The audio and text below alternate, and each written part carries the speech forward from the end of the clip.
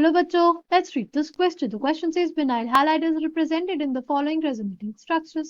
ये हमारे पास vinyl halide के जो resonating structures है वो है हमसे पूछा है कि order of stability of resonating structures are as follows. Option A है A सबसे ज्यादा फिर B फिर C. Option B है A सबसे ज्यादा फिर C फिर B. Option C है तीनों की stability equal. Option D है none. The key concept for this question is rules for stability of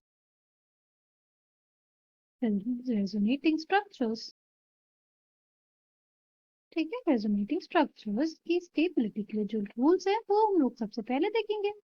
ठीक है, पहला रूल क्या कहता है? पहला रूल ये कहता है कि वो सारे रेजोनेंस स्ट्रक्चर्स जिसमें हर एक एटम का वैलेंस शेल पूरा हो वो मोर स्टेबल रहेगा। Resonance structure in which all atoms have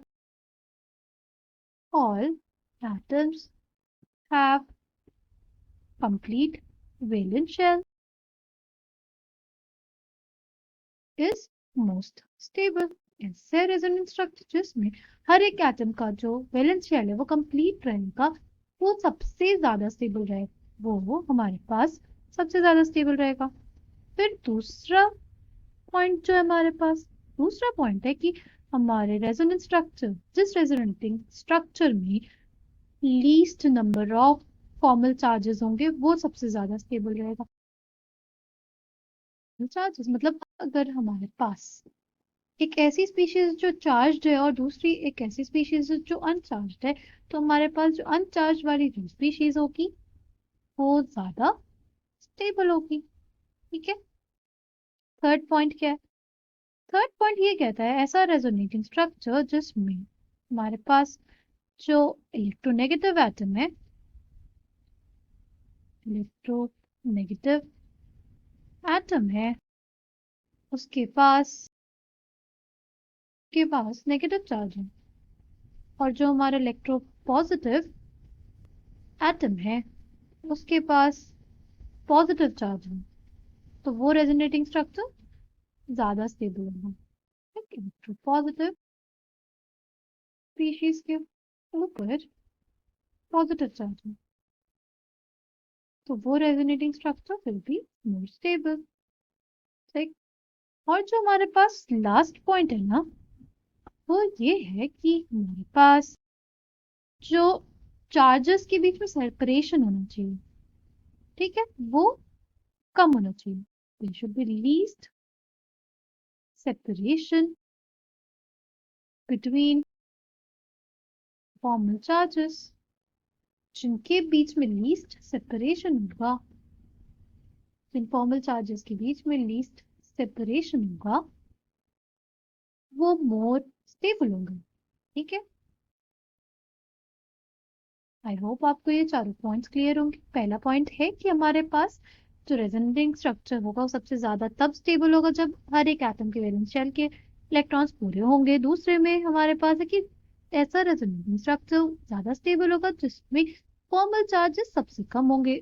और थर्ड पॉइंट है कि अगर इलेक्ट्रोनेगेटिव एटम पे हमारे पास नेगेटिव चार्ज और इलेक्ट्रोपॉजिटिव एटम पे हमारे पास पॉजिटिव चार्ज होगा तो वो रेजोनेटिंग स्ट्रक्चर ज्यादा स्टेबल होगा। राइट, और फोर्थ है हमारे पास कि जो सेपरेशन ऑफ चार्जेस रहे, फॉर्मल चार्जेस में सेपरेशन होगा वो हमारे पास लीस्ट होना चाहिए, तभी हमारा जो रेजोनेटिंग स्ट्रक्चर होगा वो मोर स्टेबल होगा। देख, अब अगर हम लोग देखें विनाइल क्लोराइड के रेजोनेटिंग स्ट्रक्चर्स, पहला ये है हमारे पास। दूसरे की बात करें, कुछ ऐसा है। लास्ट है हमारे पास CH2 plus H double bond Cl minus. ठीक, अब अगर हम देखें तो हमारे पास ये अनचार्ज्ड है, राइट।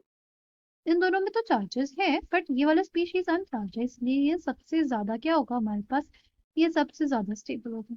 लाइक देखा था ना कि जो resonating structure जिसमें least charges हो, least formal charges हो, वो सबसे ज्यादा स्टेबल। तो अब हम लोग को देखना है वैलेंस शेल, ठीक है, किसकी भरी हुई है किसकी नहीं भरी हुई है, ठीक।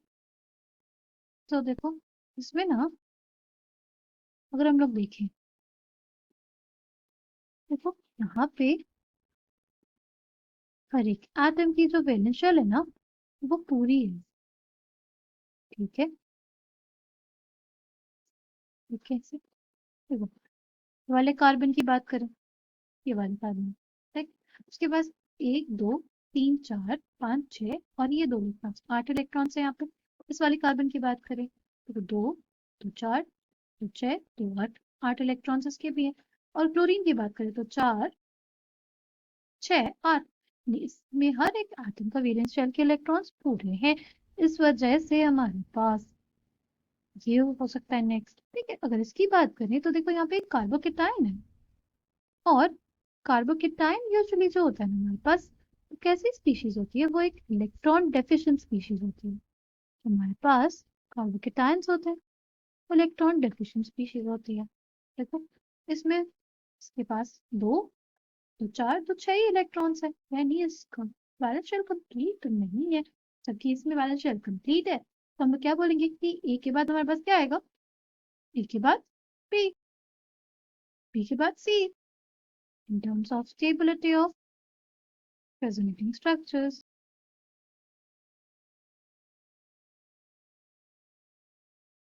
Coming back to the question, correct answer for this question will be option A. I hope you understood it well. Thank you and all the best.